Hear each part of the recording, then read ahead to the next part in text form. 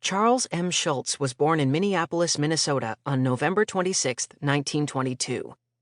His uncle soon nicknamed him Sparky after Sparkplug.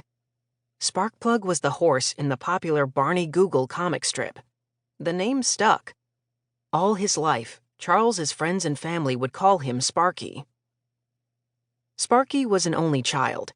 He grew up in St. Paul, a city right next to Minneapolis, with his mom, Dina, and his dad, Carl. Carl owned the family barbershop, and they lived nearby.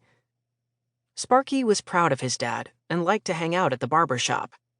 When Sparky's hair grew long, Carl would cut it. But if a customer came into the shop, Sparky had to move aside. He'd wait around with half a haircut till the customer left.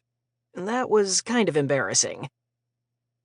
TVs weren't around then. Like most families, the Schultzes listened to radio programs.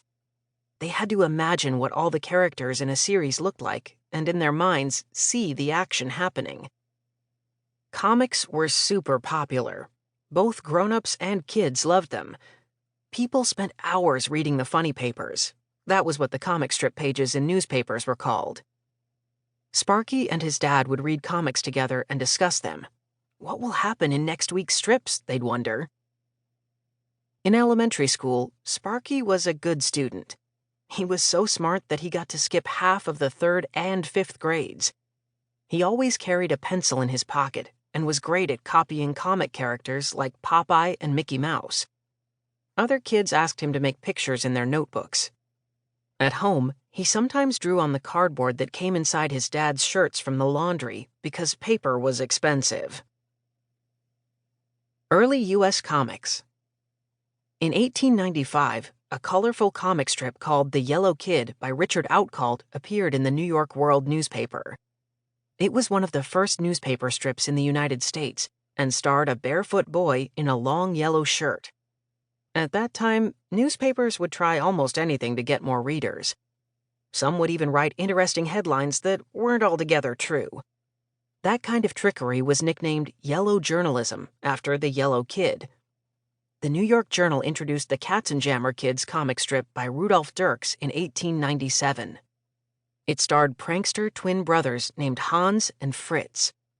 Little Nemo in Slumberland by Winsor McKay appeared in the New York Herald in 1905.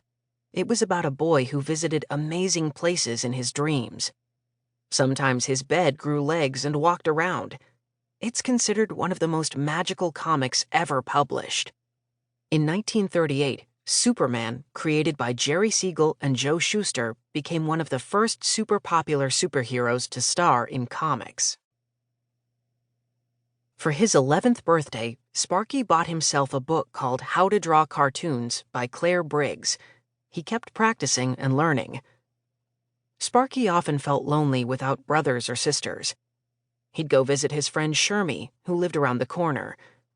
Sparky liked to listen to Shermie's mom play classical music on her piano.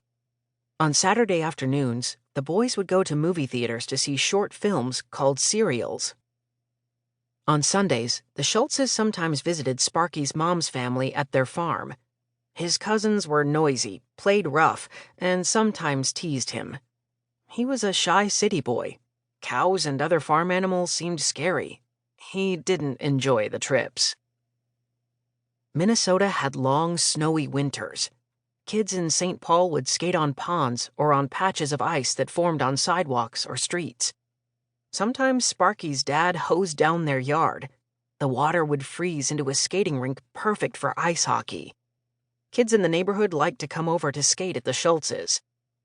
One of Sparky's favorite books was Hans Brinker, or The Silver Skates, by Mary Mapes Dodge. It was about a boy and his sister who try to win a pair of skates in an ice skating race. Sparky enjoyed sports and often forgot his shyness in his desire to win. In spring and summer, he played baseball. These were just pickup games. There was no organized Little League back then. It began in 1939. One summer, something exciting happened. A playground supervisor noticed how much Sparky and his friends enjoyed baseball. He started a league for them with 4 teams, playing 2 days a week. Not only was Sparky chosen as a team manager, he switched off playing catcher and pitcher.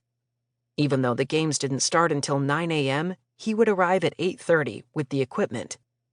His dedication paid off. His team won the season championship.